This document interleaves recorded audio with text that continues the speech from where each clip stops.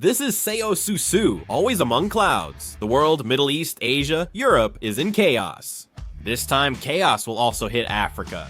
The Egypt-Ethiopia conflict over water resources is intensifying due to the Nile Dam. Today, let's take a look at this topic. Let's get right into it. Ethiopia recently completed the Grand Ethiopian Renaissance Dam. It was a dam on the Nile. Ethiopia said that by generating more than 5,000 megawatts of electricity through this, it will greatly help the country's power supply. They also mentioned that since they expect to have surplus electricity, they will be able to export the excess power. Egypt firmly opposed this, as it heavily depends on the Nile River, where 97% of its population lives. Because of this, Egypt has been directly affected by Ethiopia's construction of the Nile River Dam. So, the conflict between Egypt and Ethiopia is gradually intensifying. Of course, it's not like Ethiopia suddenly built the dam out of nowhere, the Grand Ethiopian Renaissance Dam that Ethiopia recently built. Since 2011, it has steadily escalated the conflict among Egypt, Sudan, and Ethiopia. They've tried negotiations and held talks for years, but in the end, they all failed. Ethiopia continued building the dam and finished it. They lacked funds, but China gave them $1.2 billion, about 600 billion won, allowing them to finish construction. First, let's hear both sides' positions. Ethiopia is one of Africa's most populous countries, with a population of over 100 million people. The problem isn't just the large population, but that it's growing rapidly. Every year, millions of new people are born, putting enormous pressure on the country's resources, food, employment, and above all, electricity demand. According to statistics compiled as of 2023, only about 55% of the entire population of Ethiopia has access to electricity. In other words, nearly half of the population is still living without electricity. In cities, electricity is supplied, though limited, but in rural or countryside areas, electricity is nothing more than a luxury. Many households still use coal, firewood, and kerosene for daily needs. The problems that arise from this are not just limited to inconvenience in daily life. Industrialization is slow, and schools and hospitals often lack stable electricity. Students often lack light to study at night, and hospitals can't run medical equipment, so even basic surgeries are often disrupted. The lack of electricity directly hinders economic growth and seriously lowers the quality of life for the people. Ethiopia chose the Grand Ethiopian Renaissance Dam as its solution. This massive dam, built on the Upper Nile, is not just a national pride project, but a strategic choice directly linked to the survival of the people. Once fully operational, the Grand Ethiopian Renaissance Dam will generate about 5,150 megawatts of electricity, over twice the current output. In other words, Ethiopia, which has suffered from power shortages for decades, finally has the opportunity to establish a stable power grid. This electricity is not just for lighting up homes. It can drive the national economy by powering factories, growing steel, cement, and textile industries, expanding internet access, and modernizing agriculture. Additionally, Ethiopia seeks to earn foreign currency by exporting surplus electricity to neighbors such as Sudan, Djibouti, and Kenya, aiming to become Africa's electricity hub. From Ethiopia's perspective, building the Grand Ethiopian Renaissance Dam was a necessity, not a choice. This is because, in order to reliably feed, educate, and provide medical services to a rapidly growing population of over 100 million, electricity is more essential than anything else. This is why the government urgently told its people, we can no longer live in darkness. The Nile River in Egypt is not just a river, but a lifeline itself. Since most of the country is desert, it's nearly impossible to survive even for a moment without the water supplied by the Nile. In fact, about 97% of Egypt's entire population relies on the Nile River for drinking water and agricultural water. A drop in the river's water means people's lives collapse. The river's water volume must stay steady for farmland and major crops like wheat and corn to thrive.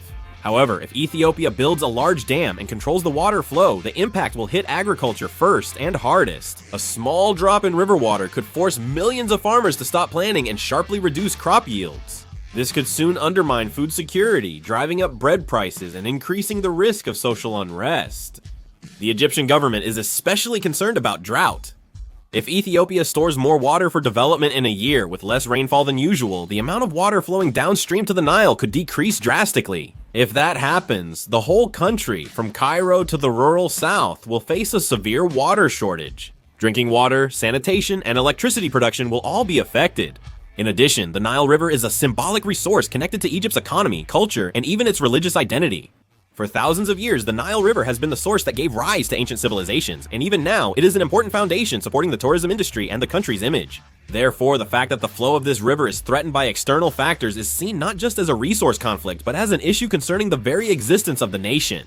This is why Egypt investigates Ethiopia's dam construction and describes it as a problematic threat. A decrease in water can be even more deadly than war.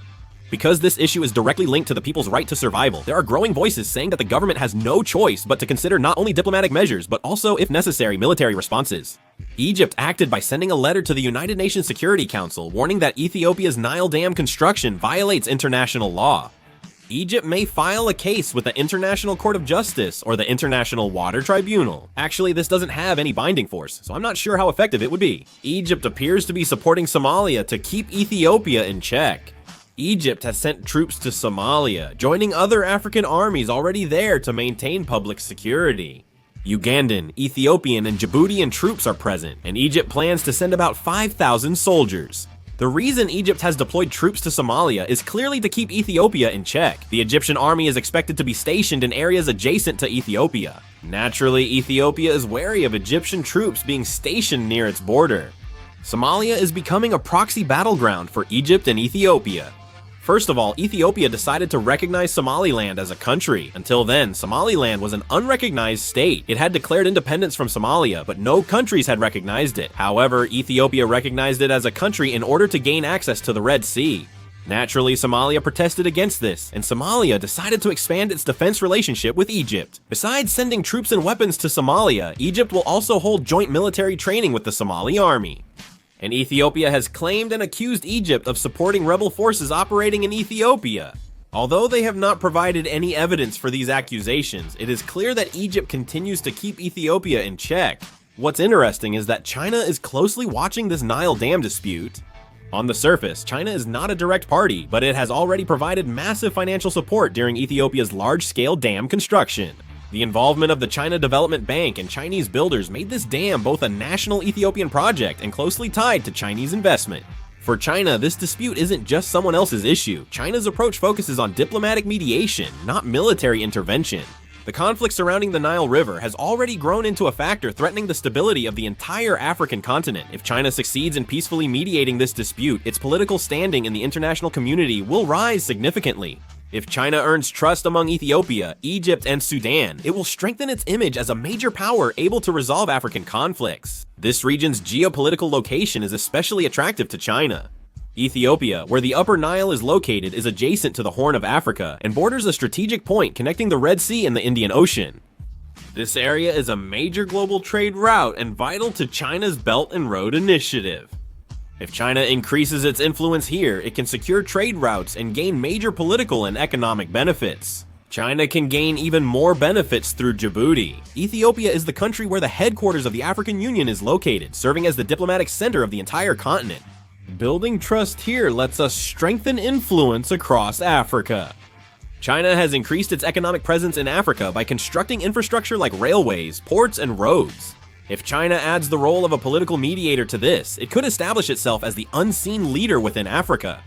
For this reason, China does not see the Nile River dispute as a simple regional conflict. Instead, it considers it an important test that will determine its future diplomatic strategy, trade routes, and position in the international community.